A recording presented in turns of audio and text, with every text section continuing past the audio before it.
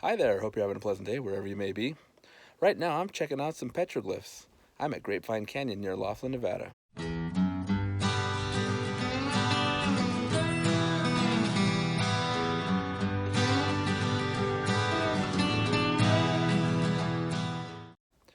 Grapevine Canyon is located about 10 miles outside of the city of Laughlin, Nevada, in an area known as Spirit Mountain.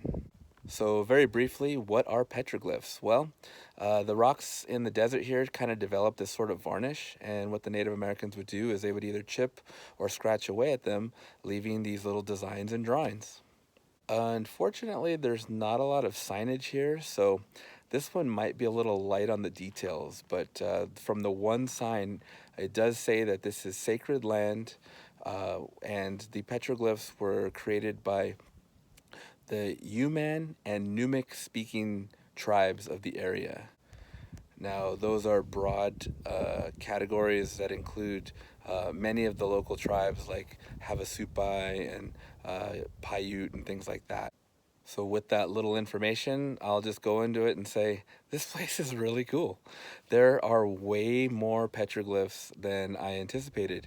As a matter of fact, this is one of the largest areas of petroglyphs in the southern Nevada area, and there's a lot here. As you're walking up to the mouth of the canyon, it's really impressive. There's a lot of petroglyphs, way more than I expected, and I was very, very pleasantly surprised. It's really cool, and you can walk right up to a lot of them, and without touching them, you can take your pictures and examine them. Unfortunately, like I said, there's not a lot of signage, so a lot of them, I really have no idea what they're trying to communicate. There's a lot of rectangles with they almost look like grids or something like that. I don't know, were they trying to draw blankets? I don't know, I'm not sure. Occasionally you'll see like a squiggly line or something, and usually that seems to be like a snake or something like that. But I just kind of wish there was a little bit more signage of what people think these might be. It took a little bit of effort. I had to climb up a hill to get here, but I found the petroglyphs that are on the kiosk over by the parking lot. Now, this is also one of the few that seems to sort of make sense to me. I can kind of tell at least what's being depicted. This kind of looks like the sun. These kind of look like bighorn sheep. And then there's some like humanoid figures. Now, as I was climbing up to see that last rock, I had to be very careful that the rocks I was climbing on top of didn't also have petroglyphs.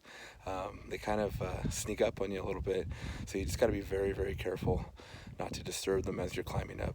Now, I'm going to go out on a limb and say this is probably an example of the ancient petroglyphs mixed with modern scratchings, because some of these lines are very fine, and you don't see fine lines on the old ones, so I'm thinking this is vandalism. Now, as far as getting here, they're off the main road. You drive about 2 miles on a dirt road. The sign does say 4x4, but regular two-wheel drive can make it pretty easily. It's really well graded. And then once you reach the parking lot, it's about a quarter-mile walk up a wash, and that's when you get to the mouth of the canyon, and that's when you're just blown away by all of these petroglyphs. Given its proximity to Laughlin, I would say that this one is fairly well known, so don't expect to have this place completely all to yourself. There have been kind of groups sort of one at a time coming up here, checking it out, but everyone's all pretty quiet, pretty respectful, and you can still enjoy some solitude up here even with other people around. Well, that does it for this one. Thanks for joining me on this trip to check out some petroglyphs at Grapevine Canyon.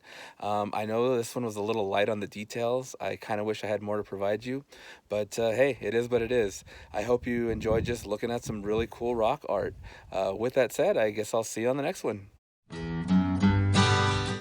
Now, one thing I always wonder is we look back at these and we're pretty amazed by them, but in their era, were these guys good at what they do? Or were they people talking behind their back? It's like, we have good and bad artists today. Wouldn't it make sense that there were good and bad artists back then too?